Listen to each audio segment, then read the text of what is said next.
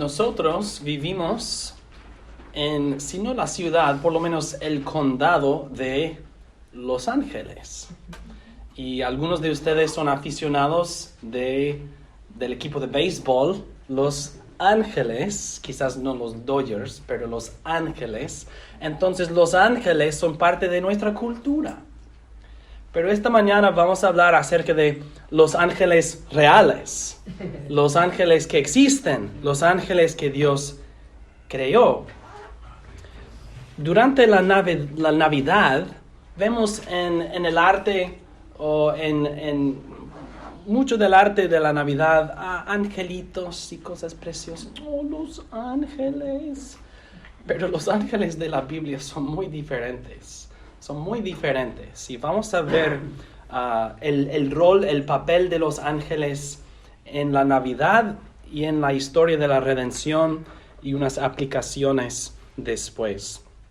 Entonces, hermanos, como pueden ver en sus boletines en el bosquejo, punto número 1, vamos a hablar acerca de los ángeles en la narrativa de la Navidad, es decir, del nacimiento de nuestro Señor Jesucristo. Y una de las razones por la cual hay muchos ángeles en el arte de la Navidad es porque hay muchos ángeles en la narrativa de la Navidad. ¿Está bien? La manera en que dibujan o presentan a los ángeles no es correcto, pero sí es correcto que hay muchos ángeles en la narrativa del nacimiento del Señor. Por ejemplo, les doy una lista de los ángeles en la narrativa de la Navidad. Gabriel, el ángel Gabriel, apareció a Zacarías mientras servía en el templo en Jerusalén. Zacarías estaba sirviendo en el lugar santísimo y un ángel Gabriel le apareció y le dijo que su esposa Elizabeth iba a dar a luz a un hijo, y Zacarías dijo, ¿cómo puede ser? Ella es ya avanzada de edad. Y Zacarías dice, no, el Señor puede causar que ella conciba.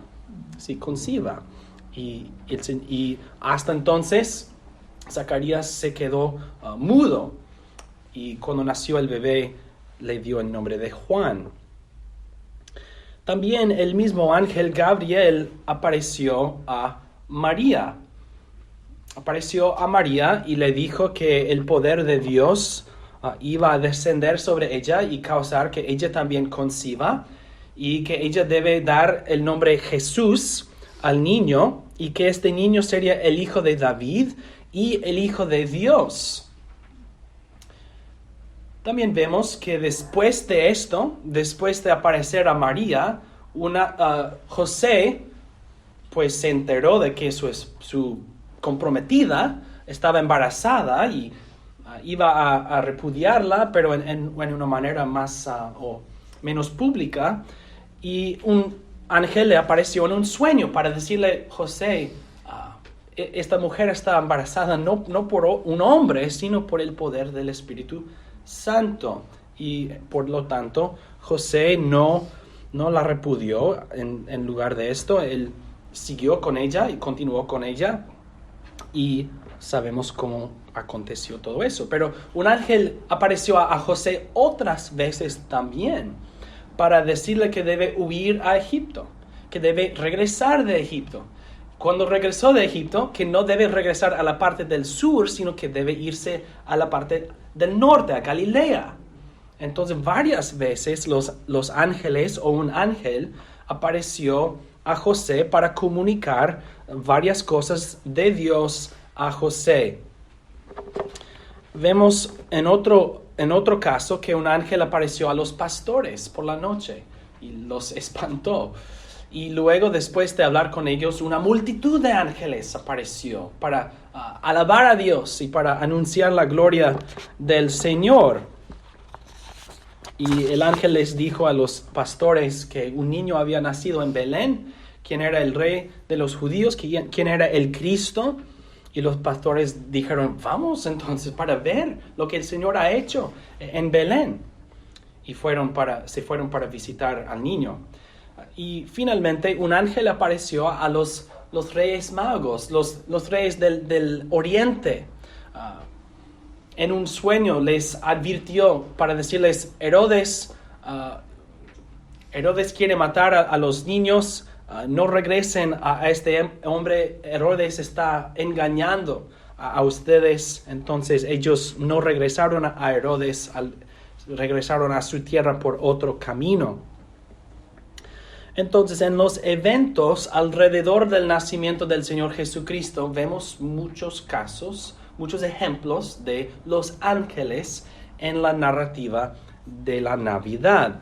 Bueno, con esta evidencia, con estos casos, quizás pensamos, bueno, los ángeles son como en una película, no son los caracteres principales, sino son como otros personajes que tienen un papel pero no tan importante.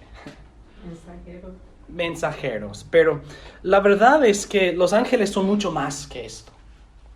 Los ángeles son mucho más que simplemente personajes, caracteres alrededor de la narrativa misma. Ellos son una parte de la narrativa.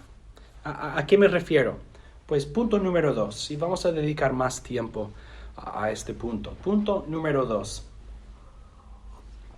Para entender los ángeles en la narrativa de la Navidad, es necesario hacer un estudio breve acerca de los ángeles en la historia de la redención. Pero en primer lugar, ¿qué es un ángel? ¿Qué es un ángel? Y la verdad es que la palabra ángel significa simplemente mensajero. Ángel significa mensajero. Es una palabra que comunica su oficio o su función. Por ejemplo, yo soy un pastor, pero la palabra pastor no describe quién soy o qué soy como un ser humano. Describe simplemente mi oficio o mi título o mi función. Yo hago el trabajo de un pastor. Así también un ángel hace el trabajo, cumple la función de un ángel, un mensajero, pero no nos comunica qué es un ángel. Y otros versículos nos describen la naturaleza de los ángeles, que es que son espíritus creados. Los ángeles son espíritus creados. ¿Qué es un ángel? Es un espíritu creado. ¿Qué hace? Comunica, es un mensajero, es un ángel. Un espíritu creado que es un mensajero de Dios, es un ángel. Entonces, son espíritus creados. Vemos, por ejemplo, en Salmo 104, versículo 4, que habla de los ángeles en esta forma. Dice que Dios hace a los vientos sus mensajeros y a las flamas de fuego sus ministros. Uno no puede ver el viento, no lo veo, pero allí está y nosotros sentimos el poder del viento. Y las flamas de fuego producen humo y causan calor, pero uno no puede como tocar el fuego. Se ve, pero no se puede tocar. Entonces los ángeles son así, son espíritus creados que son los mensajeros y ministros de Dios. En Génesis capítulo 1, el Señor por medio de Moisés no nos dice en cuál día fueron creados los ángeles. No nos dice, pero se supone que en el primer día, porque cuando Dios creó el cielo o el mundo invisible, también se supone que creó los seres invisibles, los espíritus. Pero sabemos que por lo menos los ángeles fueron creados antes de los hombres, ¿Por qué digo esto? Porque también podemos preguntar, ¿para qué? ¿Para qué razón o para cuál propósito fueron creados los ángeles? Y ya vimos que son mensajeros o ministros, pero en Hebreos capítulo 1, versículo 14, nos dice, ¿no son todos espíritus ministradores? ¿No son los ángeles espíritus ministradores enviados para servicio a favor de los que serán herederos de la salvación? Entonces los ángeles, una de sus funciones, uno de sus propósitos o papeles es para servir a los hombres. Hebreos 1:14 es de la perspectiva post-caída, después de la caída del hombre, pero la misma verdad aplica antes de la caída del hombre, que Dios creó a los ángeles, obviamente para cumplir sus propósitos, los propósitos de Dios, pero en particular para servir o ministrar a los hombres. En Salmo 8, vemos en versículos 3 al 6, dice: cuando veo tus cielos, obra de tus dedos, la luna y las estrellas que tú formaste, digo, ¿qué es el hombre para que tengas de él memoria? Y el hijo del hombre para que lo visites. Le has hecho poco menor que los ángeles, y lo coronaste de gloria y de honra. Le hiciste señorear sobre las obras de tus manos. Todo lo pusiste debajo de sus pies. Entonces los ángeles tienen una naturaleza superior a nosotros, porque no son limitados por un cuerpo como nosotros, pero la voluntad de Dios en creación fue coronar al hombre más allá de los ángeles. Entonces Dios nos ha hecho poco menor que los ángeles en forma o naturaleza, pero nos ha dado una gloria y un dominio más grande que ellos, más allá de los ángeles. Somos menores o inferiores con respecto a nuestra naturaleza en relación a los ángeles, en comparación con los ángeles, pero Dios nos ha dado un dominio y una gloria más allá de los ángeles. Y los ángeles entonces sirven o deben servir para ayudarnos a nosotros a ejercer este dominio y obtener esta gloria para la cual Dios nos ha creado. Dios creó el mundo para que el hombre tenga dominio sobre el mundo, y Dios creó los ángeles para servir a los hombres en este dominio. Fueron creados para cumplir los propósitos de Dios. El propósito de Dios es llevar al hombre a la gloria. Entonces los ángeles deben también contribuir a esto. Pero esto fue precisamente lo que precipitó y causó su caída. La caída de los ángeles. En lugar de ayudar al hombre, en lugar de servir a Dios por ministrar a los hombres, algunos de los ángeles envidiaron a los hombres, tenían soberbia en su corazón, por así decirlo, y decidieron entonces tentar a los hombres y causar nuestra caída. Satanás y otros ángeles buscaron su propia gloria y desobedecieron la voluntad de Dios. En lugar de ayudar al hombre a ejercer su dominio y alcanzar la gloria de Dios, Satanás tentó al hombre, engañó al hombre y causó la caída del hombre, para que el hombre se caiga a la profundidad de la maldad a la cual Satanás mismo ya se había caído. Entonces los ángeles tienen una parte muy importante en la narrativa de la historia del mundo y la historia de la redención. Los ángeles cayeron primero. Y los ángeles causaron la caída del hombre. Entonces, hermanos, nosotros debemos pensar acerca de los ángeles como nuestros hermanos mayores. Los ángeles son nuestros hermanos mayores. Ellos fueron creados antes de nosotros. Pero en lugar de ayudar a sus hermanos menores, mataron a sus hermanos menores. Y después de decirlo así, quizás se reconoce que la narrativa o la historia del mundo repite esto varias veces después. Vemos la misma cosa repetida en varios casos y les he dado una lista. La idea del hermano mayor persiguiendo y destruyendo al hermano menor es un tema que se repite muchas veces en la historia del mundo. Por ejemplo, Satanás tentó a Adán.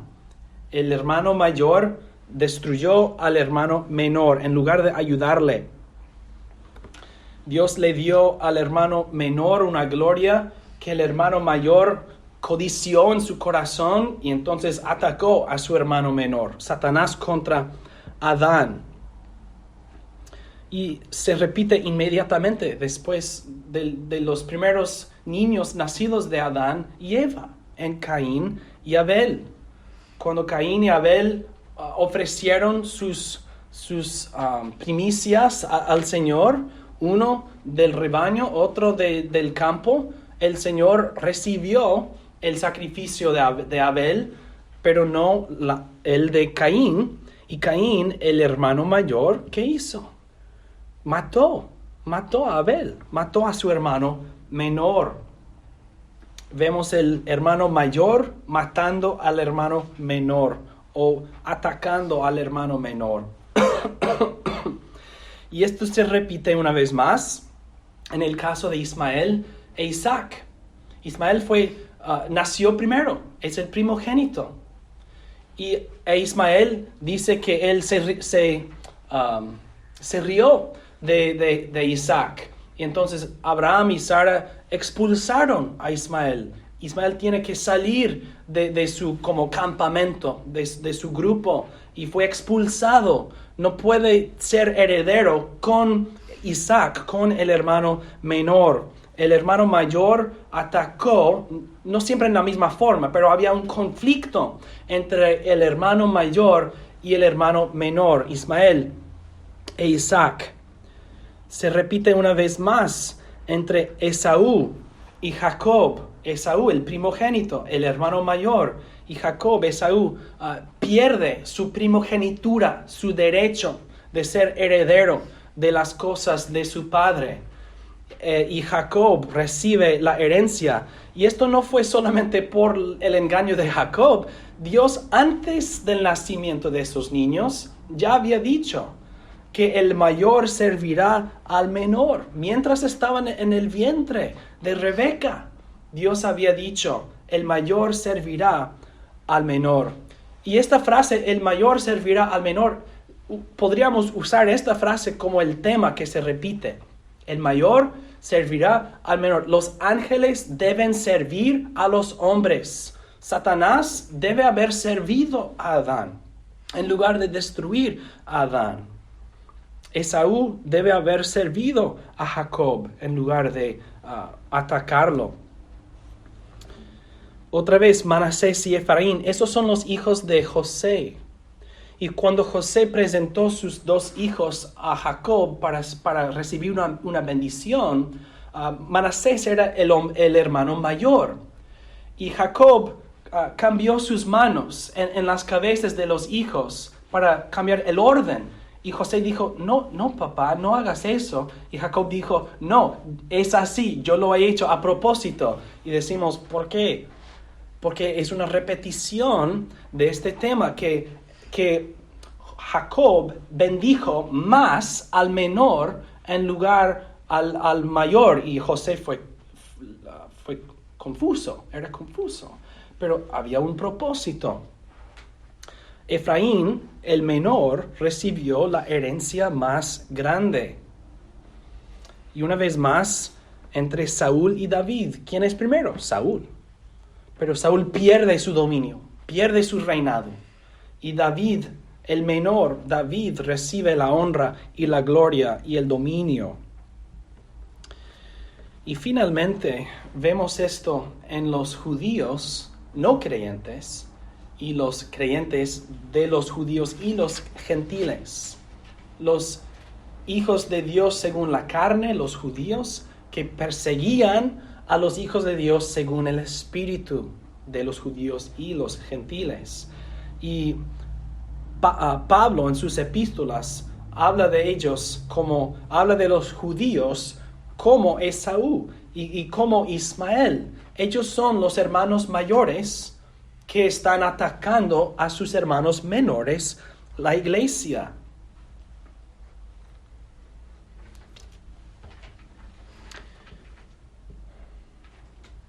Jesucristo enseñó la misma cosa en la parábola del hijo pródigo. Cuando el hijo pródigo regresa a la casa de su padre, ¿qué dice el hermano mayor? El hermano mayor se enoja. No le gusta que el hermano menor reciba una porción y una gloria y una herencia de su padre. Y el hijo mayor sale. No quiere estar en la misma casa con el hermano menor. Pero nosotros debemos reconocer que en Jesucristo, esta separación, en Jesucristo, este conflicto entre el hermano mayor y el hermano mayor se resuelve. Que Cristo reúne y conjunta los dos hermanos ofendidos. El hermano mayor y el hermano menor son reunidos en Cristo Jesús. En Cristo Jesús no es solamente los judíos y los gentiles que se unen, sino también los hombres y los ángeles que se unen. ¿Cómo puede ser? ¿A qué me refiero? En Efesios capítulo 1, versículos 9 y 10, Pablo habla del misterio de la voluntad de Dios. El misterio de la voluntad de Dios. Y el lenguaje del misterio de su voluntad significa Dios tiene un propósito, la voluntad de Dios. Dios tiene un plan que para nosotros ha sido un misterio. Un misterio no es algo que nadie entiende, sino un misterio es algo que Dios ha revelado, pero parcialmente, oscuramente, no completamente. Entonces, en la historia del mundo hasta entonces, el plan de Dios era un misterio. Y Pablo está diciendo, ahora no es un misterio. Ahora sabemos exactamente qué es el plan de Dios en el Señor Jesucristo. Esto es el contexto. Efesios 1, 9 al 10. El misterio de su voluntad según su beneplácito, el cual se había propuesto en sí mismo. ¿Qué es? ¿Qué es su voluntad? De reunir todas las cosas en Cristo, en la dispensación del cumplimiento de los tiempos, así las que están en los cielos como las que están en la tierra. Jesucristo reúne bajo su cabezaduría, bajo su headship, cabezaduría, ¿sí? Bajo su propia cabezaduría, Jesucristo reúne no solamente cosas en la tierra, sino también cosas en el cielo. Interesante. Vamos a leer otro versículo y luego hablar de estas cosas más. Colosenses capítulo 1, los versículos 15 al 20.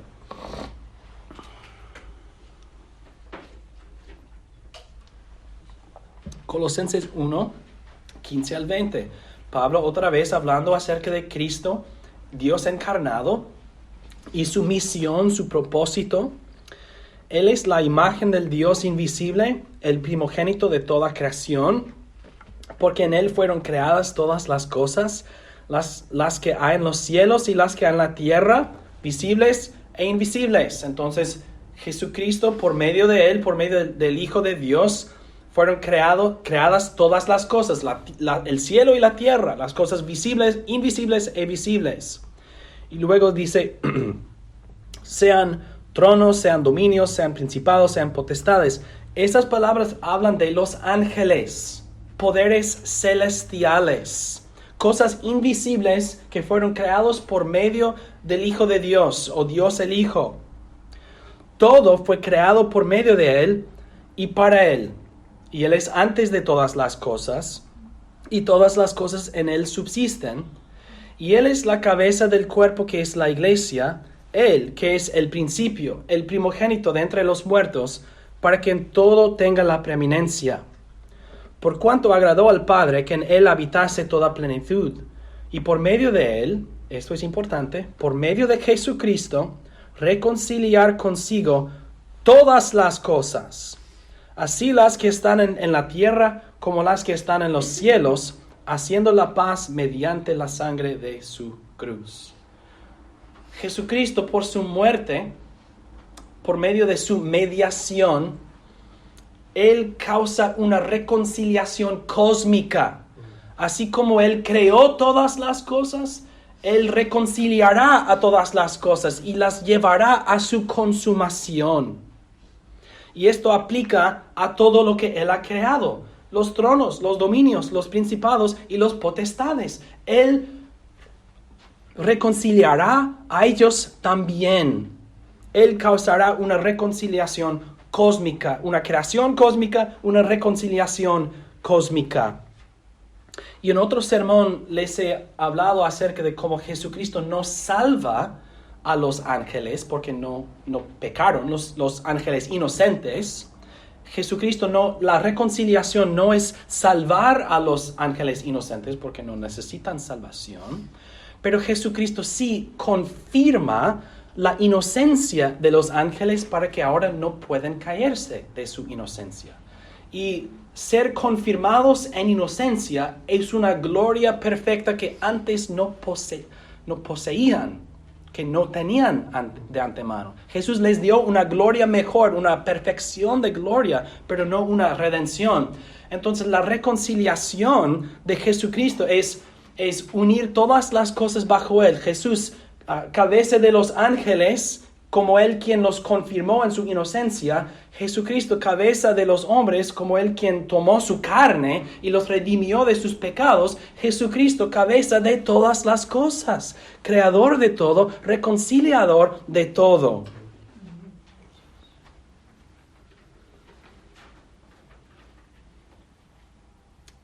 Jesús ganó una gloria perfecta para toda la creación.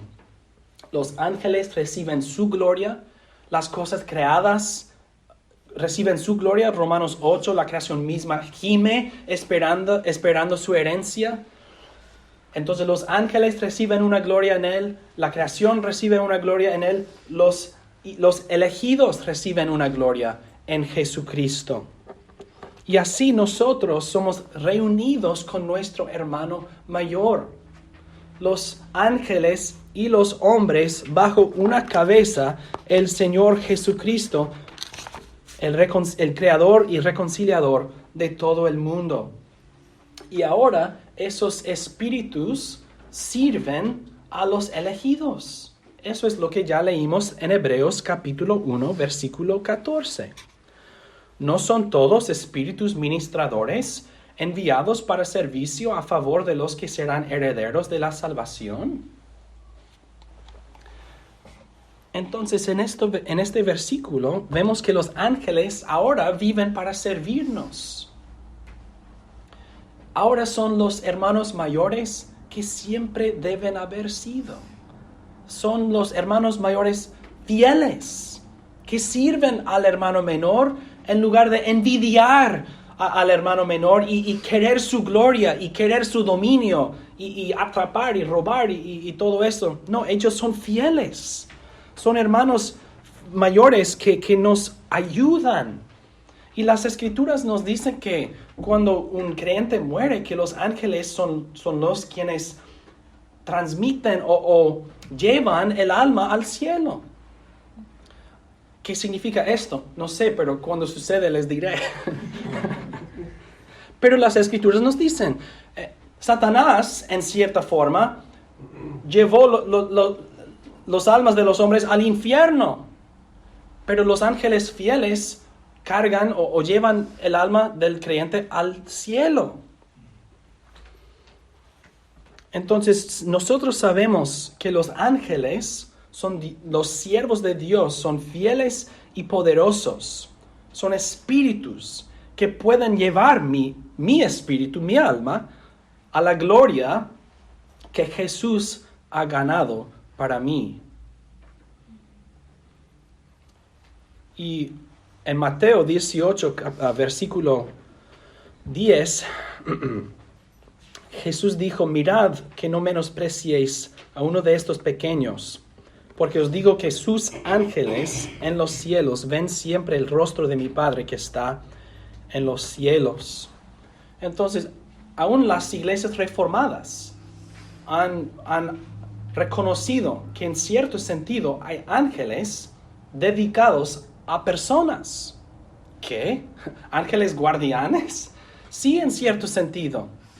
Si los ángeles son espíritus ministradores enviados para servir a los elegidos, y si Jesús dice sus ángeles, hay ángeles que pertenecen a ciertas personas, entonces en cierto sentido sí, Dios tiene ángeles dedicados a ciertas personas para ayudarles. Son siervos a favor de nosotros, son espíritus enviados para ministrar a los elegidos. Y esto significa, hermanos, que en la narrativa de la Navidad, estamos regresando a punto número 1, en la narrativa de la Navidad, cuando leemos un ángel anunciando todas estas cosas, no son simplemente caracteres en el trasfondo, alrededor, ellos son una parte de la narrativa misma. Ellos representan nuestros hermanos mayores, que no son como Satanás, sino son fieles, quienes vienen para ayudarnos y animarnos, no para engañarnos o tentarnos o destruirnos. Ellos son nuestros hermanos mayores que vienen del cielo para anunciarnos: quiero que sepan, Dios nos ha enviado para comunicar a ustedes que el Redentor de todos, el reconciliador de todos, nacerá o ha nacido. Son como nuestros hermanos mayores que dicen: ¿sabes qué? Quiero decirte algo. Son espíritus enviados para anunciar el nacimiento de uno, en quien ellos y nosotros recibiremos una gloria perfecta y bajo cuya cabezaduría cósmica nosotros tendremos una unión y reunión entre nosotros. Los ángeles entonces tienen una parte importante en la narrativa de la Biblia, la historia del mundo, y en la narrativa de la Navidad en particular. Pero quiero que nosotros concluyamos con algunas aplicaciones angélicas. ¿Qué podemos aprender de nuestros hermanos mayores? En mi experiencia, todos los hermanos mayores son horribles. Yo tengo 3. Pero en este caso vemos que no todos son horribles. Hay hermanos mayores que sí son fieles y buenos. Yo no veo bien en este ojo porque mi hermano mayor me pegó con un bate de béisbol. Y si cierro este ojo, yo no los veo claramente. Es difícil. Los hermanos mayores son los peores. Mi hermano mayor no es un ángel.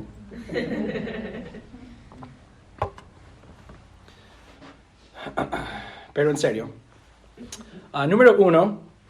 Vemos que la fe y obediencia van juntos. Cuando Gabriel anunció a Zacarías que su esposa Elizabeth concebiría, él no hizo nada hasta que creyó el mensaje del ángel, el mensaje de Gabriel. Gabriel le dijo: por cuanto no creíste, y luego le causó su mudez. El punto es que Zacarías no hizo nada hasta que creyó. Y cuando nació el niño, Zacarías dijo, su nombre es Juan. Y la familia dijo, ¿qué? ¿Juan? ¿Juanito? No entiendo. No hay nadie en nuestra familia que tiene este nombre. Pero Zacarías dijo, no, es Juan. Zacarías actuó firmemente porque él creyó. Cuando creyó, entonces su obediencia fue la consecuencia necesaria, fue el resultado natural de su fe. Cuando creyó, dijo, no, es Juan, y no sería persuadido por otras personas. Vemos también en el caso de María, que ella creyó rápidamente. Ella dijo, hágase conmigo conforme a tu palabra. Ella dijo, sí, sea así conmigo. Ella creyó y su obediencia fue el resultado natural de su fe. Los que creen, obedecen. Y Elizabeth dice de ella, bienaventurada la que creyó. Vemos los pastores dijeron, vamos a Belén para ver lo que el Señor ha hecho, porque creen el mensaje. José iba a repudiar a su comprometida, pero cuando se dio cuenta de que no había ningún pecado, él no lo hizo. En la narrativa de la Navidad vemos vez tras vez que los ángeles anuncian o comunican un mensaje. Y los hombres no hacen nada hasta que crean. Y el momento que crean el mensaje de los ángeles, entonces vemos obediencia dedicada y diligente. Nosotros recibimos el ministerio de la palabra de Dios por medio de los hombres y por medio de la Biblia misma. Pero el principio es igual, que si recibimos la palabra de Dios de un ángel o de un hombre, es la palabra de Dios. Y nosotros debemos creer la palabra de Dios, y al creer la palabra de Dios debemos obedecer la palabra de Dios. Y los que no obedecen, los que no guardan la palabra de Dios, no la creen. No tienen fe en la palabra. Tienen una fe que surge por un momento, pero no tiene raíces.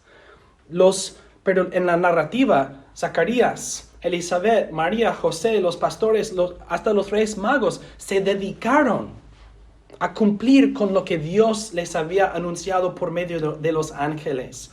Y nosotros pensamos, pues sí, si un ángel me apareció, yo también haría todo lo que me diga. Hermanos, sea ángel, sea ministro, es la palabra de Dios.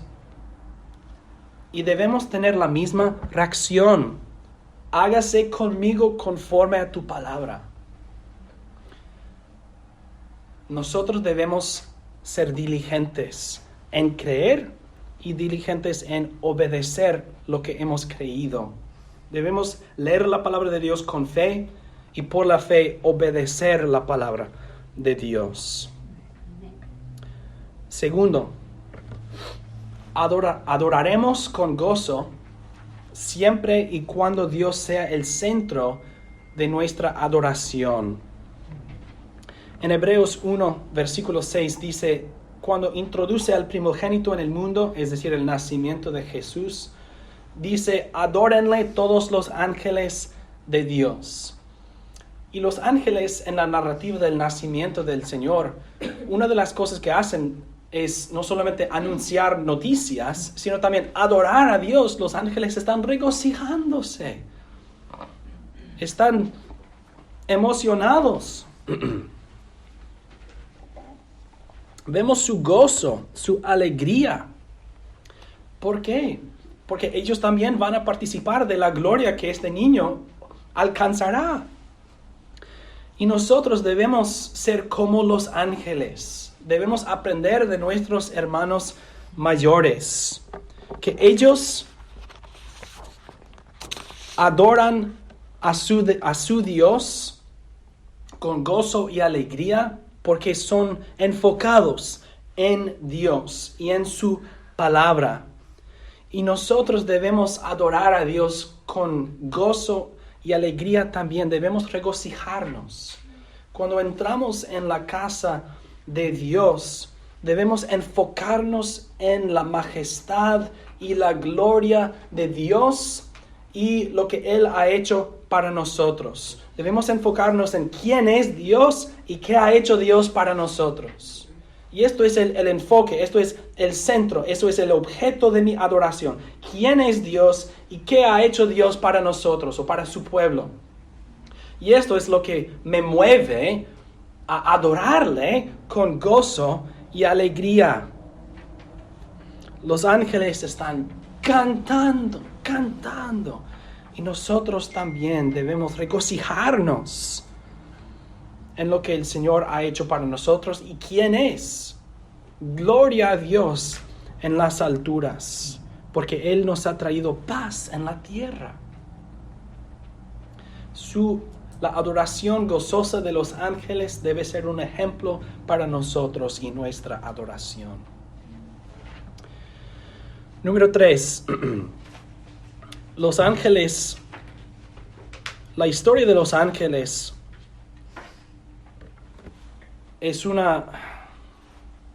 de un lado, es una historia muy triste para ellos. Y de otro lado es una historia de gozo para nosotros. Porque Jesucristo no vino para salvar a Satanás y sus diablos, es decir, los ángeles caídos. Para ellos no hay esperanza. Cayeron al principio, cayeron después de la creación del mundo y no hay esperanza para ellos después. No hay salvación, no hay redención, no hay paz, no hay misericordia, no hay perdón para los diablos. Pero los ángeles vinieron para anunciar que sí hay esperanza para los hombres. Que hay un evangelio, buenas noticias para los hombres. Porque ha nacido un niño, ha nacido un hombre. Y uno en nuestra carne vivirá y morirá para redimirnos de la maldición del pecado, para escapar la tormenta eterna de Satanás y sus ángeles. Porque en Mateo capítulo 25, Jesús dice a los no elegidos, a los no creyentes, el Señor Jesucristo dice: apartaos de mí, obradores o hacedores de maldad, al fuego eterno preparado para los ángeles y sus diablos. Hay un fuego eterno, una tormenta eterna para Satanás y sus ángeles, sus diablos. Y el Señor Jesucristo enviará a todos los no creyentes al mismo fuego y a la misma tormenta con ellos. Los demonios dicen: no hay esperanza para nosotros, pero para los hombres sí hay esperanza. La encarnación es una carne, es una encarnación, nuestra carne, nuestra naturaleza. Jesús vino para salvar a los hombres. Entonces los hombres no deben desesperarse.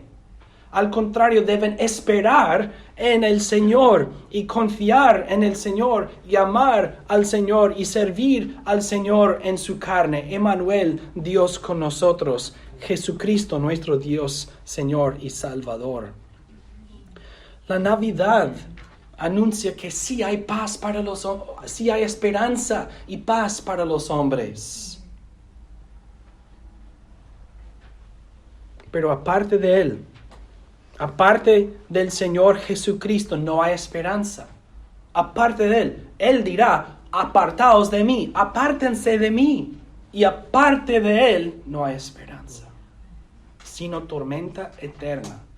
Tormenta eterna para siempre con Satanás y con sus diablos, con los ángeles caídos, los espíritus inmundos, los espíritus desobedientes y el resto de la raza humana que no creyeron en el Señor Jesucristo. Los ángeles nos enseñan que sí hay esperanza para los hombres. Finalmente, número 4, no temas. Casi cada vez que los ángeles aparecen, que dicen, no temas, no temas, no temas. Y podemos aplicar esta frase a otras cosas. Los ángeles dicen, no temas, porque quieren que los hombres se den cuenta de que Dios y su poder es para ti, no contra ti. O por ti, no contra ti. Y como creyentes, es importante que seamos recordados a no temer.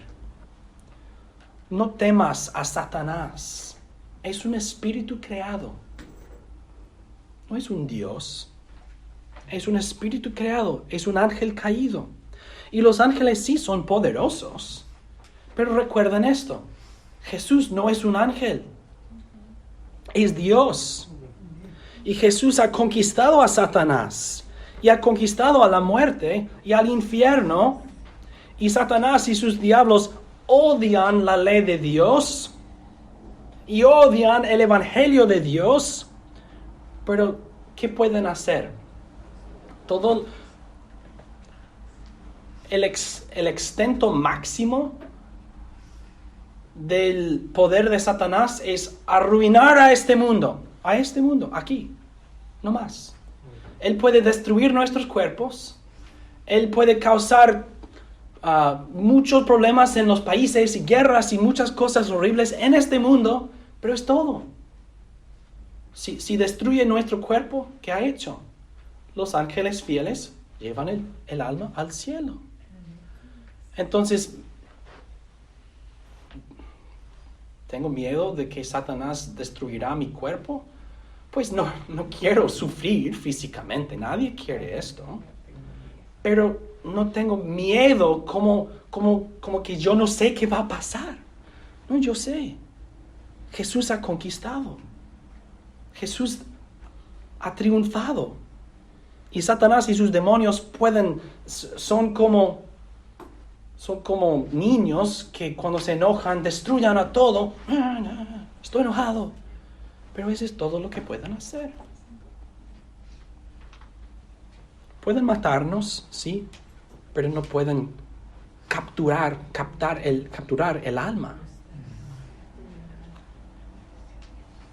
No pueden hacer nada. No teman.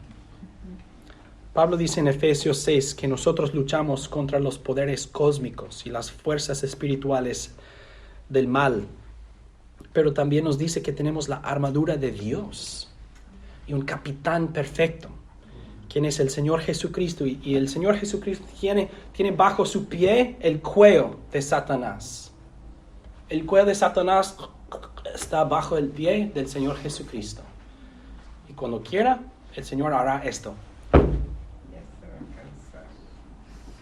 Es todo. Y Jesús está guiando todas las cosas para el bien de su iglesia. Y sus ángeles están sirviendo para cumplir con estos propósitos. Entonces, que los ángeles y los hombres alaben al Dios encarnado, Jesucristo nuestro Señor. Amén. Oremos.